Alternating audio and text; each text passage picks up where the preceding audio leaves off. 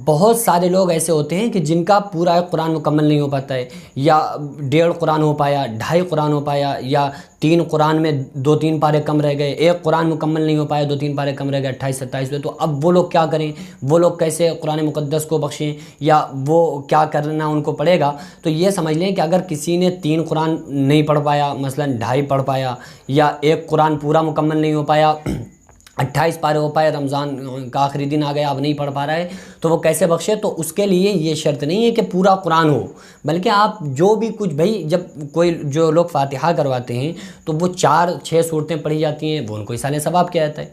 तो क्या ख्याल है कि वो 4-6 सूरतें जब इसाले सवाब हम कर रहे हैं, किसी को बख्श रहे हैं, तो फिर वो जब सवाब पहुँच रहा है उन तक, तो हमारे 28 पारे या 29 पारे या 27 पारों का सवाब नहीं पहुँचेगा? जाहिर सी बात है कि पहुँचेगा। तो आपने जो भी पढ़ा हो उसके लिए ये शर्त नहीं है कि पूरा 1 कुरान हो, या पूरे 2 कुरान हो, या पूरे 3 कुरान हो, 1-1.5 कुरान नहीं बख्श सकते, या 28 पारे नहीं बख्श सकते, ऐसा नहीं है।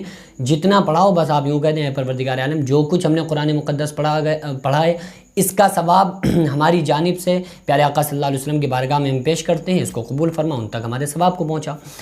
जिसको भी हम बख्शना चाहते हैं इस तरह से हम बख्श दें, जिसको इसाले सवाब करना चाहते हैं इस तरह से इसाले सवाब कर दें।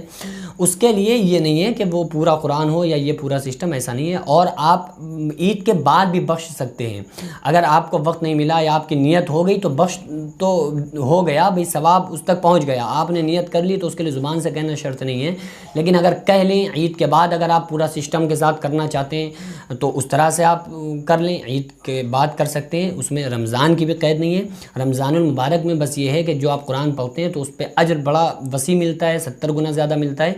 तो ऐसा नहीं है कि आप अगर उसको ईद के बाद बख्शेंगे तो आपका सवाब बिल्कुल कम हो जाएगा, कम रह जाएगा।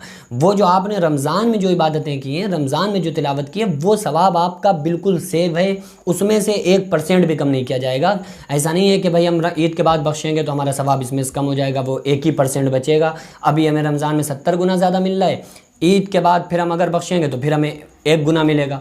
ऐसा नहीं है। रमज़ान में जो आपने अमल किए हैं उसको अगर ईद के बाद भी इसाले सवाब करेंगे, बख्शेंगे, तो आपने जो रमज़ान में जो नेकियां की थी वो नेकियां उस तक पहुँचेंगी। तो इससे घबराने की बात नहीं है। जो भी पारे हों, चाहे पारे 2-4 कम रह जाएं, ज़्यादा हो जाएं, कोई दिक्कत नहीं है।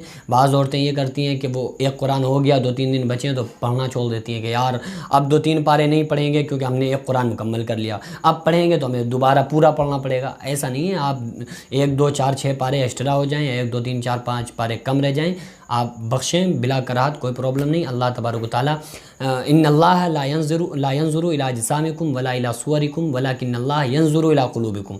अल्लाह ताला तुम्हारी शक्लों सूरतों को नहीं देखता है, तुम्हारे जिस्मों को नहीं देखता है, बल्कि अल्लाह की निगाह तुम्हारे दिलों पर है। अल्लाह ताला नियत को देखता है और तुम्हारे दिलों को देखता है। इन्नमल अमालु बिन्नियात, अमल का दारोमदार नियतों पर है।